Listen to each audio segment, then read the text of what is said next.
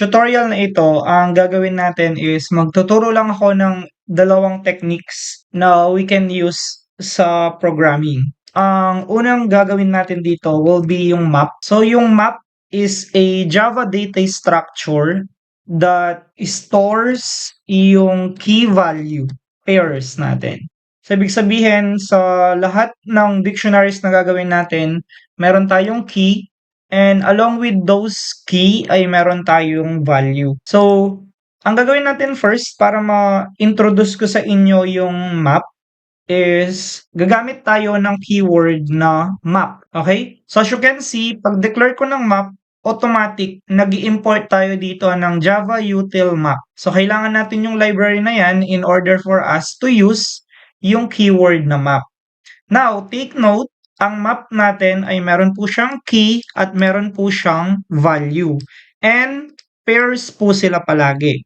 So, ibig sabihin, para ma-call natin ang isang value, we need to identify first kung ano yung magiging key natin. So, sa map natin, magkakaroon tayo ng less than and greater than. And inside ng less than and greater than natin, dito natin i-declare yung data type ng key at ng value natin. So, let's say for example, ang magiging data type ng key natin is string. And then, ang data type naman ng value natin will be double. So, ibig sabihin, we're going to use yung text or words kasi string, and then we will use yung double means with decimals yung numbers na gagamitin natin. And now, ang map na yan, tatawagin natin siyang discount. And then, i-equal natin siya sa keyword na map, and then magda-dot ka, and then you will use yung off. Yan. So, ang map off natin, dito natin i-declare yung key at saka yung value natin. Kumbaga siya yung mag-identify ng key and value pairs natin. So, ang gagawin natin, para hindi tayo malito, ibababa nyo na lang siya and then magkakaroon lang kayo ng semicolon dito. And then, ang gagawin natin dito is first we will declare yung ating key. Okay? So, let's say for example, ang magiging key natin dito is student. Okay? So, ang value ng magiging student natin or yung double natin will be comma and then 0.20.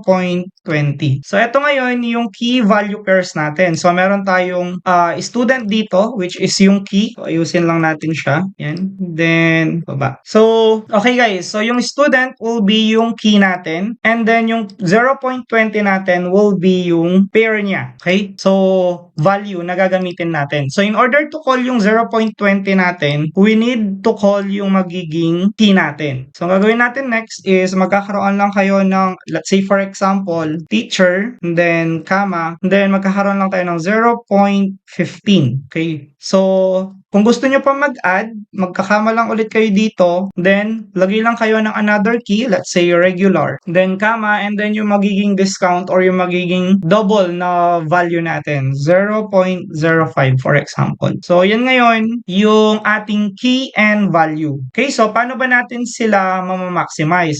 Labas tayo dito sa map natin, and gagamit tayo ng data type na string, and then magke-create tayo ng variable na user type. And then, ang user type, gagamitin natin yung tinatawag natin na key. So, call out nyo si student with double quotation, paste nyo lang siya dito, and then semicolon. Then after nyan, mag-double lang kayo dito, then lagay tayo ng price, and then equal lang natin siya sa 1,000, then semicolon. So, ang gagawin natin guys, is i-call out natin yung value ng user type natin, which is yung student. Okay? So, ang gagawin natin is, first, magkikreate tayo ng data type na double, and then call out tayo ng discount dito, and then equal natin siya sa tinatawag natin na lagyan natin ng esto, copy, then paste. So, para magkaiba. So, discount will be yung final variable na gagamitin natin. Yung discounts naman may hawak dito sa key value natin. And then, after nyan, gagamit tayo ng dot get or default. Okay, so sa get or default natin guys, makikita nyo, meron tayong dalawang arguments. Ang first argument nyo, i-declare nyo lang yung user type. And then dito, maglalagay ka lang kayo ng 0.0.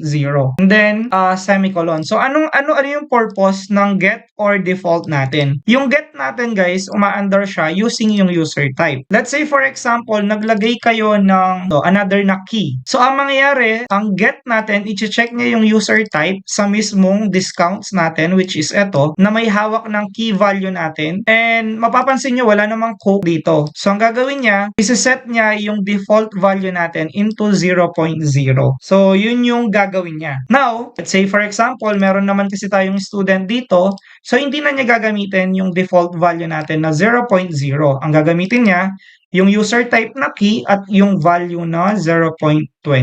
Now, ang gagawin natin after that is magkakaroon lang tayo ng double dito. Then let's say for example, declare natin yung final price. Then after nun, call out natin itong si price. Okay? And then i-minus lang natin siya, for example, let's say sa price multiply by discount. Then semicolon natin siya. Okay. So after that, let's print yung magiging output natin. So, system.out. Then, lagay tayo ng ln for new line natin. Then, ang lalagay natin dito, let's say for example, original. Okay, so original price. Then, kukunin natin itong price na to. Then, to combine it, gagamit lang tayo ng plus. And then, so copy, tapos plus, and then yung price natin, semicolon. Then, copy, paste. So, dito, ang gagawin natin after ng original price, lalagay lang natin yung discount. And then, sa discount natin, ang gagawin nyo, using yung plus natin, opening and closing parenthesis lang kayo. Then, pwedeng gawin natin, ito, ganito, call out natin si discount, i-multiply natin siya sa 100. And then, after nyan, let's say, for example, plus, and then double quotation, yung percentage lang natin. Then, after nyan, gamit ulit tayo na system.out to call out naman yung magiging final price natin. So, lagay nyo na lang dito, final price, and then kunin nyo si final price, lagay natin siya dito. So, ngayon, makikita natin kung paano yung map natin. Okay? Then, kapag nirun natin siya ngayon, papansin nyo, ito yung original price natin, 1,000, which is yung dineclare natin na 1,000 ito. Then, meron tayong discount na 20%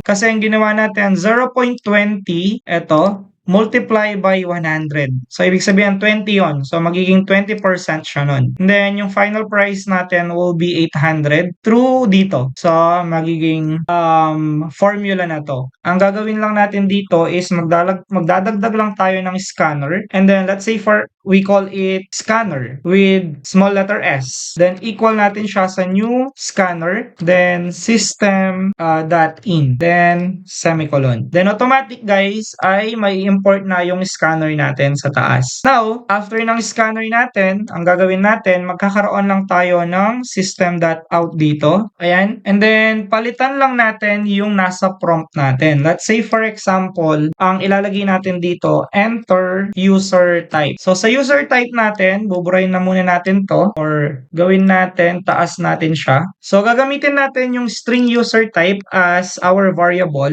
Equal natin siya ngayon sa scanner natin. So, equal to scanner dot, since string yan guys, gagamit tayo ng next line. Then, after nun, ang gagawin natin, the dot tayo and then gagamit tayo ng to uppercase. So, automatic, i-convert niya lahat ng text natin into uppercase. Para regardless kung small letter man or capital letter, mababasa yan ng program natin. And then, after nun, alisin na muna natin itong double natin. Gagamit tayo ng double discount again, and then yung discounts natin, then yung get or default. So, kukunin pa rin natin yung user type kasi siya pa rin yung magre-receive ng user input. And then, yung default value natin, still 0 pa rin yan. Then, ang gagawin natin, erase, and then, let's erase this one, at saka ito. Yan. So, ititira na lang natin itong computation ng percentage or ng mismong discount natin. Run. Dito sa baba, mapapansin nyo, enter user type, sabi niya. So, let's say, lagay natin student with small letters lang. Pag enter natin, mapapakita pa rin natin yung discount. Even though, na small letter ito kasi naka 2 uppercase tayo. So, yun yung pinaka technique ng map natin.